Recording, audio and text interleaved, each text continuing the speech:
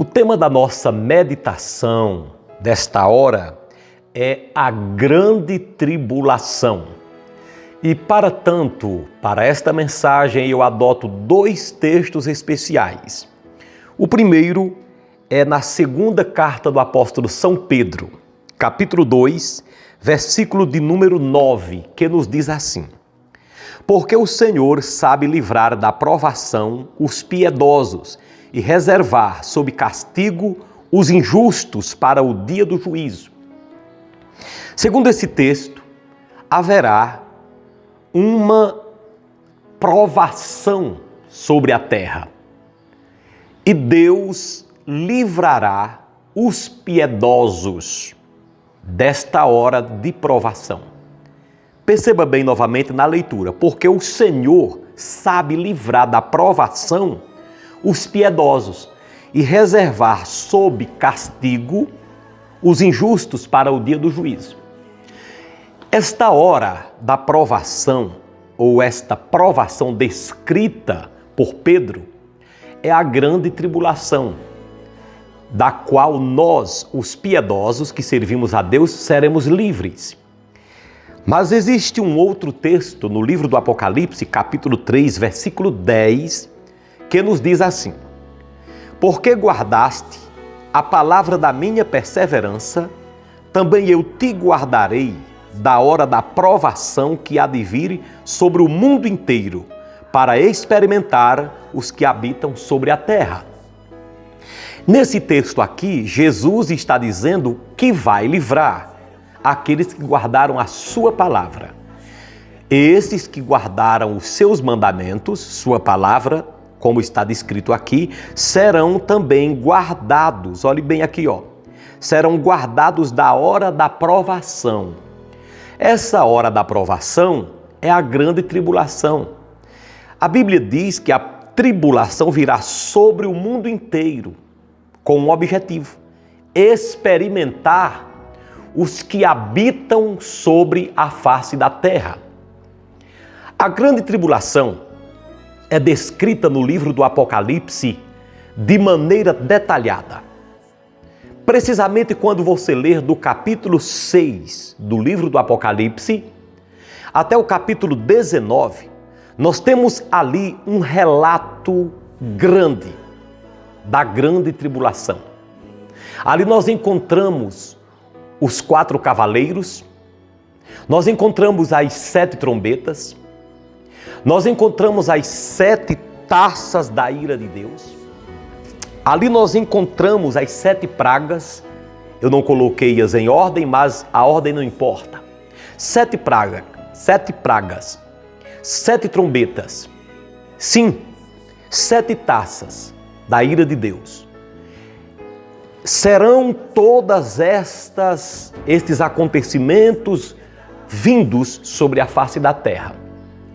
No meio dessas pragas, taças e trombetas tocadas, nós temos relatos de chuvas de pedras, um exército de gafanhoto invadindo a terra, saraiva, guerras, fomes e tantas outras desordens sobre a face da terra.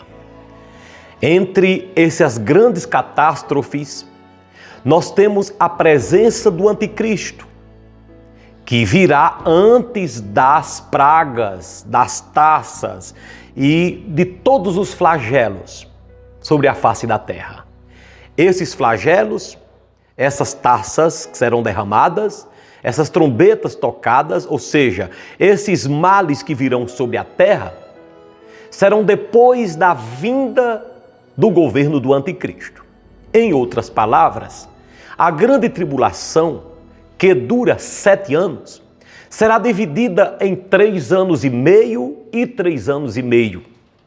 Na primeira parte, o grande líder mundial se levantará, ou seja, o anticristo, e ele fará paz com toda a nação, todas as nações. Ele governará o mundo inteiro e até se passará como um Deus. Depois dos 3 anos e meio, aí sim, virão as pragas descritas no Apocalipse. todos os flagelos ali a partir do capítulo 6, incluindo fomes, guerras, pragas e doenças e muitas outras coisas. Os homens ficarão desesperados ao ponto de buscarem a morte, mas não a acharão. Jesus triunfará no céu por 7 anos com a igreja, no tribunal de Cristo e nas grandes bodas, como já pregamos aqui. Durante esse período em que Jesus estiver no céu, com a igreja, reinando lá com ela, a terra passará por um período de 7 anos de tribulação. A gente diz 7 anos de tribulação, mas precisamos ressaltar um fator já pautado.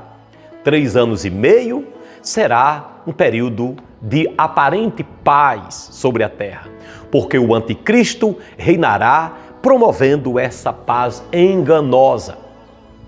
Daí, nos últimos 3 anos e meio, os homens verão as pragas, os flagelos, as taças da ira de Deus, vindo sobre a face da terra. Os homens passarão um pavor tão grande que Jesus Cristo, ao se referir a isso no livro do Mateus, ele diz que virá uma grande tribulação sobre a terra, a qual nunca houve e nem jamais haverá. Dentro das Escrituras, a grande tribulação é vista ou é tratada com vários nomes. Por exemplo, se você lê em Sofonias 1,14, a grande tribulação ali é chamada de Dia do Senhor. Se você lê em Apocalipse 6,16, a grande tribulação ali é tratada como a ira do Cordeiro. Lendo Daniel 9, do 24 em diante, a grande tribulação ali é chamada de a última semana de Daniel. Mas também em Jeremias 30, versículo número 7, a grande tribulação ali é chamada de tempos de angústia para Jacó. Se você lê em 1 Tessalonicenses 1,10, a grande tribulação ali é chamada de ira futura. Mas é chamado também de tempo de destruição em 1 Tessalonicenses 5,3. A grande tribulação também é chamada de tempo de escuridão, ao lermos Amós 5 e verso 18. A grande tribulação é chamada de tempo de castigo. Em Êxodo capítulo número 20, versículo 37 ao 38, tem uma alusão também à grande tribulação. É chamado de tempo de choro, tempo de pranto, pelo profeta Amós no capítulo 5, do 16 em diante. A grande tribulação é chamada de tempo de aflição, em Mateus capítulo 24, versículo 41. Foi Jesus quem falou sobre isso. E também em Isaías 28, do 15 em diante, é chamado de dilúvio de açoites. Então são nomenclaturas, são formas da Bíblia descrever como será esse período.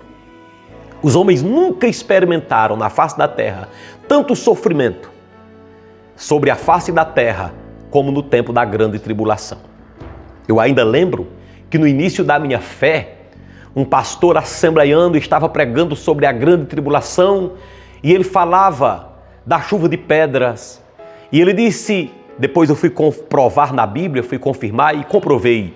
Ele disse que a pedra menor que vai cair na grande tribulação pesa 28 quilos. Isso mesmo, porque diz que serão pedras de 1 talento. Na época em que a Bíblia foi escrita, realmente o menor talento pesava 28 quilos. Agora imagina quanta dor, quanto sofrimento. Diz que os homens se revoltarão, os homens serão atormentados, demônios virão em formas de gafanhotos e virão do inferno. E picarão a carne dos homens, comerão a carne dos homens sem Deus. Diz que naquela época será terrível. Imagine hoje, meus irmãos, a coisa que mais o homem foge é da morte. Mas na época, a coisa que mais o homem procurará é a morte. Na época, muitos morrerão de fome. Por causa de quê? Muitos que se converterão só na grande tribulação não aceitarão a marca da besta. O número 666, quando tem muitas pessoas achando que o chip que está aparecendo ali e ali é a marca da besta, pode ser um protótipo, mas não a marca exatamente. Porque a marca só ocorrerá na grande tribulação. Será um tipo de um cartão de crédito para comprar e vender.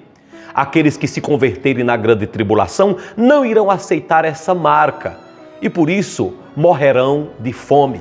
Muitos serão enforcados, degolados, se não negarem o nome do Senhor. Por isso que a coisa melhor que nós fazemos é sermos piedosos e guardarmos a palavra, ou seja, sermos firmes em Jesus. O apóstolo Pedro, no texto que eu iniciei pregando, diz que o Senhor livrará da provação aqueles que são piedosos. Uma pessoa piedosa é aquela que vive piedosamente, ou seja, faz parte da piedade, ou seja, aquela pessoa que tem uma vida reta e santa diante de Deus. Se você é piedoso, já aceitou Jesus no coração, não passará pela grande tribulação, mas precisa manter-se firme no Senhor. Porque somente os crentes salvos, e piedosos que estiverem firmes na hora do arrebatamento subirá. Aqueles crentes subirão, no caso. Aqueles que não estiverem assim, ficarão para passarem a grande tribulação, serão degolados na grande tribulação por amor a Cristo. Conforme Jesus falou no livro do Apocalipse, como iniciamos pregando, o Senhor salvará da hora da provação aqueles que guardarem os seus preceitos e os seus mandamentos. Segundo esse texto que acabei de ler, logo de início, você precisa estar firme neste livro, como disse o profeta, como disse o maior profeta de todos os tempos, Jesus Cristo, Filho de Deus. Ele diz: porque guardaste a palavra da minha perseverança, também eu te guardarei da hora da provação que há de vir sobre o mundo inteiro. A palavra da minha perseverança é a Bíblia, é a palavra de Deus. Só há um escape para não passar a tribulação, se formos piedosos e se formos guardadores da palavra, ou seja, crentes na pessoa amada e bendita de Jesus. Eu pergunto a você, você quer passar a grande tribulação? Eu pergunto, mas eu sei que é uma pergunta retórica, você não quer passar. Portanto, entregue-se completamente a Jesus. Deus abençoe e sigamos em frente. Um abraço.